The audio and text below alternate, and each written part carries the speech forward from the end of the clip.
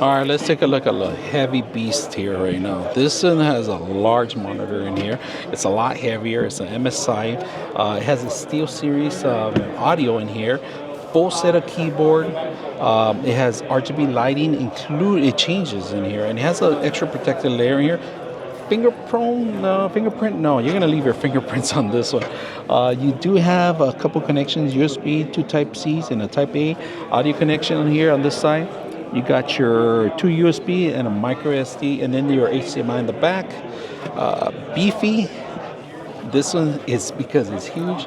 It has a GeForce RTX 590 on this one. So retail price is not available yet, but it does have Windows 11. It could go up to, like I said, 590 on the GPU. It has 24 gigs of DDR4 powered by NVIDIA.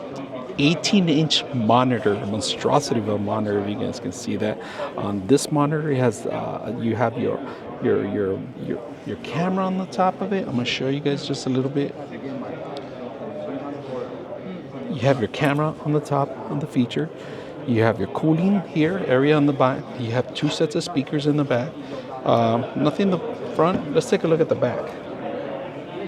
All right, on the back you do have your power connection, and I believe you do have your HDMI somewhere here. Unfortunately, I'm not able to remove this stuff and move it, show you guys, but you could see the color of the actual logo changing from the MSI logo. Now, I do feel the vents in here. They're all heated up in here.